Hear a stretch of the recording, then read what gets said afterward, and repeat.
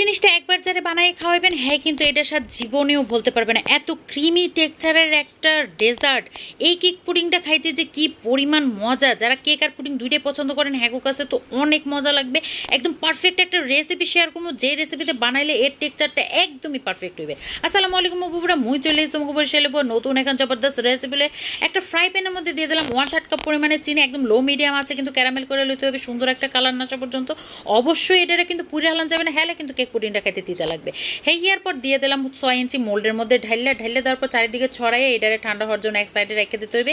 অন্য একটা পাত্রের মধ্যে লয়ে লইতে হবে 2টা ডিম, যেটা অবশ্যই রুম টেম্পারেচারে হইতে হবে।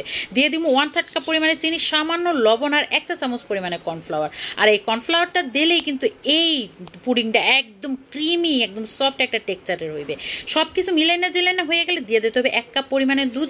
আমি কিন্তু এখানে 1/2 কাপ পরিমাণে গুঁড়ো দুধ 1 কাপ পানির মধ্যে মিলাই দিয়ে দিছি। তো আপনারা চাইলে গরুর দুধটাও কিন্তু ঘন করে ব্যবহার করতে পারেন, কোনো সমস্যা নেই। হেয়ার পর কি করতে হবে 1 চা চামচ পরিমাণে ভ্যানিলা এসেন্স দিয়ে এই মিক্সচারটা সুন্দর মতো ফেটে লইতে হবে। হেয়ার পর একটা ছাঁকনি দিয়ে সুন্দর মতো ছেঁকে দিয়ে দিতে হবে যে পাত্রটায় ক্যারামেল রাখছিলাম সেটার মধ্যে। অবশ্যই ছেঁকে দিতে হবে, ছেঁকে না দিলে কিন্তু এটা টেক্সচার ভালো আসবে না। হেয়ার পর অন্য একটা পাত্রে লয়ে নিলাম ডিমের সাদা অংশ, 2টা ডিমের সাদা অংশ লয়ে নিলাম। হেয়ার পর এটার বিট করতে হবে 1/2 কাপ পরিমাণে চিনি অল্প অল্প করে দিয়ে। যতক্ষণ না পর্যন্ত এটা সুন্দর সফট পিক চলে আসে ততক্ষণ পর্যন্ত এটার বিট করে লইতে হবে। যখনই দেখবেন যে ফোমটা সুন্দর মতো একদম হয়ে গেছে তখনই 2টা কুসুম দিয়ে দিতে হবে। আর কুসুম দেওয়ার পর বেশিক্ষণ বিট করা যাবে না, এই 10 থেকে 15 সেকেন্ড বিট করে কিন্তু বিটারটা অফ করে দিতে হবে। এরপর আবার একটা ছাঁকনি নিয়ে নিতে হবে, দিয়ে দিতে হবে 1/3 কাপ পরিমাণে ময়দা, 2 টেবিল স্পুন দিয়ে দিতে হবে কোকো পাউডার, দিয়ে দিতে হবে 1/2 চা চামচ পরিমাণে বেকিং পাউডার দিয়ে সুন্দর মতো এটারে চাললা সেই ফোমের মধ্যে দিয়ে দিতে হবে।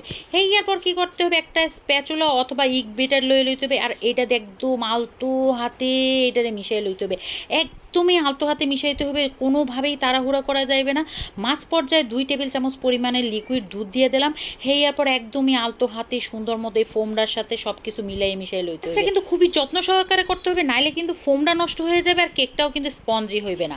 যাই হোক সকল কিছু মিলাই হয়ে গেলে যে পুডিংয়ের ব্যাটারটা আছে সেই ব্যাটারের উপরে কেকের ব্যাটারটা সুন্দর মতো দিয়ে দিলাম। আর এইটা কিন্তু উপরে ভাইসিয়াই থাকবে। এরপর এই ব্যাটারটার উপরে দিয়ে দিলাম ফয়েল পেপার দিয়ে সুন্দর মতো বাটিটারে কভার করে দিতে হবে যাতে কোনো রকম পানি ভিতরে যাওয়ার কোনো সম্ভাবনাই না থাকে। যখনই সুন্দর মতো ফয়েল পেপার দিয়ে প্যাকিং করা হয়ে যাবে তারপর একটা পাত্রের মধ্যে দিয়ে দেবো স্ট্যান্ড, আর স্ট্যান্ডের উপর বাটিটারে সুন্দর মতো বসাই দিতে হবে। আর পানিটা থাকবে একদমই বাটির নিচে। এরপর ঢাইকা 30 থেকে 35 মিনিট বেক করলেই কিন্তু এই কেক পুডিংটা একদম পারফেক্টলি ডান হয়ে যাবে। আর এই কেক পুডিংয়ের স্ট্রাকচারটা দেখে কিন্তু বুঝতে পারছেন যে এটা কতটা সুন্দর হয়েছে। পুডিংয়ের টেক্সচারটা যেমন সুন্দর হয়েছে কেকের টেক্সচারটাও তেমন সুন্দরই হয়েছে, একদম পারফেক্ট যারে বলে।